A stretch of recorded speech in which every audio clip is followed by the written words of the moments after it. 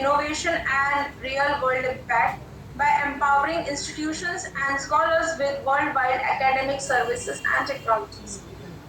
We are truly honored to have him with us today. So now I request Dr. Dharmesh Davriya sir to kindly deliver the keynote address. Over to you, sir. Hello. Good Hello, afternoon, sir. everyone. Good afternoon. Hope the voice is audible, right?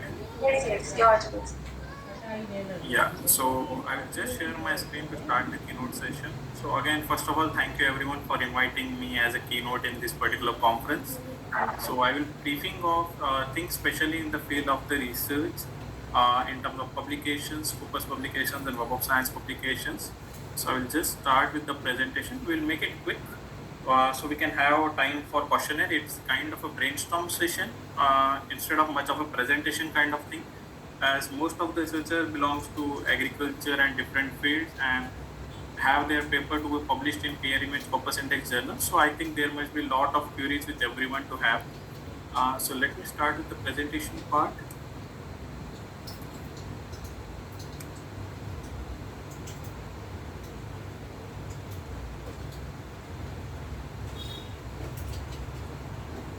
Is the screen visible to everyone? Yes, sir. Yeah. So already Pooja ma'am has made the introduction for me. So I will just brief it out in a small things what we do, what my main purpose is there in the SIARE society, as well in terms of being a part of Researcher Connect Innovation and Impact Private Limited, as well as a professor part what I've been doing.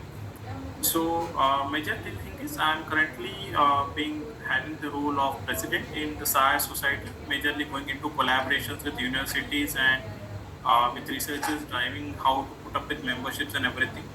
In terms of Researcher Connect, I'm one of the founders. So what our company does is majorly goes into the institutions going along with the international relation part and everything. As a professor, no doubt, I am very strong in terms of data structures and machine learning. My core area of research is machine learning and data science in the first place.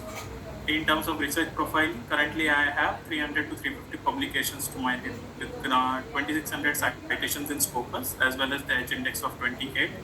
I have been a visiting professor in many universities in Philippines and Malaysia as well. So last year it's been a lot when I've traveled these places. In terms of being an editor part, I am currently guest editor in 2 of the journals of Elsewhere and 1 in Springer as well. So most of my being right now in the last 2-3 years has gone into research. Is that's the same thing I want to share with all of you. So the agenda or major the contents of today's presentation will go into like the importance of research visibility to researchers as well as universities, importance of Scopus and Web of Science publication for researchers as well as universities, what it does, how to classify indexing databases, understanding the quartiles, how quartiles work, what is the difference in quartile 1, quartile 2, how you can understand and check the quartiles of journals, understanding metrics while publication, like when you are submitting articles, what are the metrics you should know already, what is site score, how Scopus ranks the journal, how Web of Science ranks the journal, all these kind of things. Then comes classification of manuscript types, selection of journals. So that is something that I will push a bit faster. So simply the first part is right now you should understand the basics of research and how it needs to be done. Then comes SDG part, how to implement or understand or map your research outputs to sustainable development goals. Next, the main part is the collaboration part, how universities and researchers should always collaborate with different researchers from other fields, and what collaboration holds right now and what the future is holding in terms of collaboration. We will have a strong Q&A session later on then. Its importance. So first of all, how we define research visibility in the first place. So when